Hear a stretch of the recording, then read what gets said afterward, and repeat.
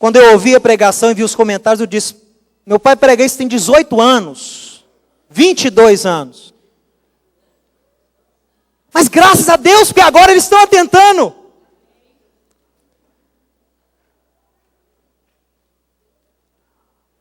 Infelizmente, muitas vezes, em kavod lanavi bekruvo, não há glória e honra para o profeta na sua própria casa. Rabino tem pregado isso há 22 anos. A primeira vez que ele falou isso, que eu me lembro, ele foi quase expulso de uma congregação. Trancaram ele dentro de um banheiro e o sabatinaram porque ele falou isso numa pregação, numa comunidade. Salvação é um processo. Não é só você vir na frente e fazer uma confissão de fé. É um processo que te salva, não é um dia que te... Não é uma oração que te salva!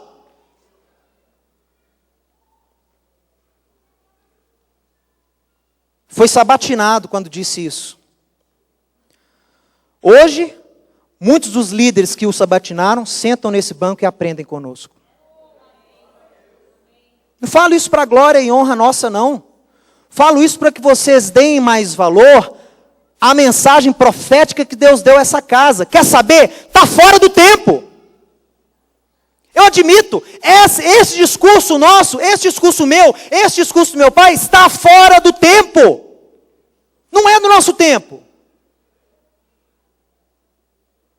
Dizer que salvação se desenvolve, quando ele disse como um profeta, estava fora do tempo, as pessoas acharam que eu estava louco. Hoje,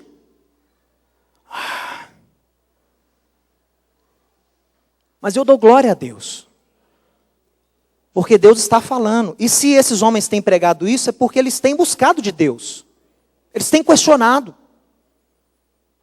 Meus irmãos, o tal do altar calling, o tal do chamar à frente para aceitar Jesus, isso é a maior mentira que já criaram na história do cristianismo, do evangelismo. Isso é a maior balela de um homem chamado Charles Finney, um presbiteriano americano que no século XIX, no início, desenvolveu esse sistema que depois foi aperfeiçoado pelo Billy Graham. Jamais na igreja histórica, jamais na igreja moderna, na igreja reformada, essa prática foi conduzida. Isso existe. Como é que as pessoas aceitavam Jesus até 1820? Através de uma vida de arrependimento, de renúncia e de crescimento em fé. É a cada dia, o apóstolo Paulo fala de glória em glória, vocês têm que desenvolver a sua salvação. Não é algo automático. Porque o crente, o cristianismo desenvolveu essa coisa da fé visando a vida eterna no céu, ou sei lá onde. Isso jamais foi pregado por Yeshua. Isso jamais foi enfatizado como motivo de você aceitar Jesus, para você não ir para o inferno. Que coisa mais egoísta. Que coisa mais centrada no ego. Então eu entro nessa aí para me safar? Não. Quando Deus chama Abraão, Deus não promete a Abraão vida depois da morte, vida no céu.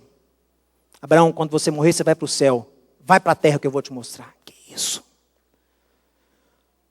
Quando Deus chama a Moisés, quando Deus chama a Davi, não é feita uma promessa. Olha, me siga, cumpra minha lei, guarde, porque quando você morrer, você vai para o céu.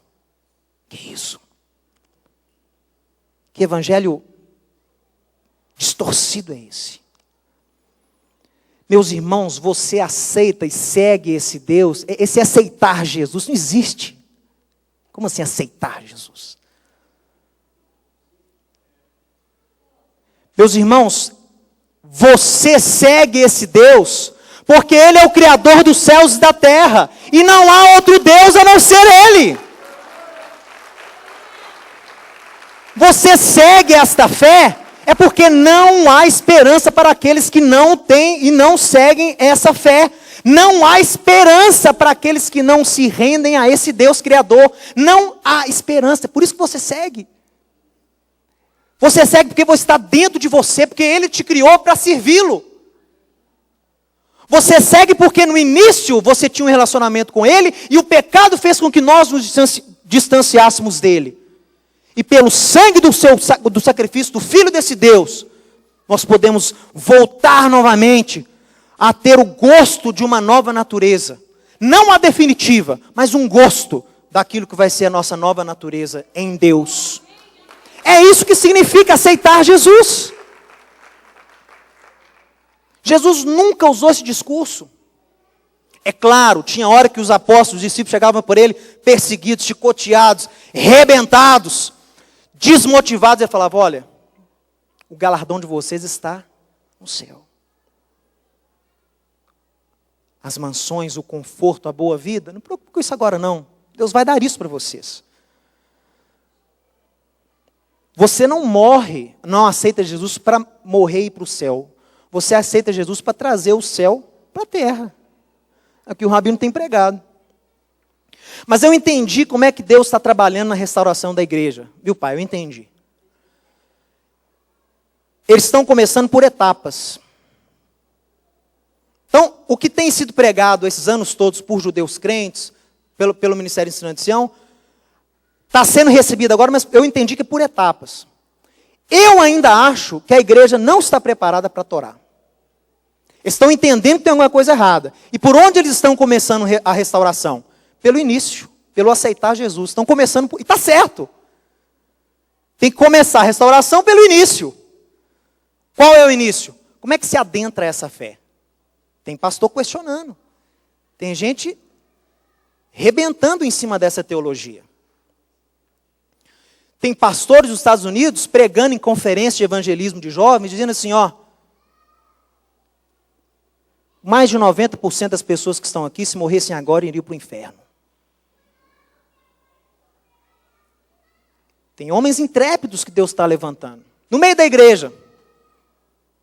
Na denominação deles, porque de fora também eles não ouvem não. Tem que ser gente de lá.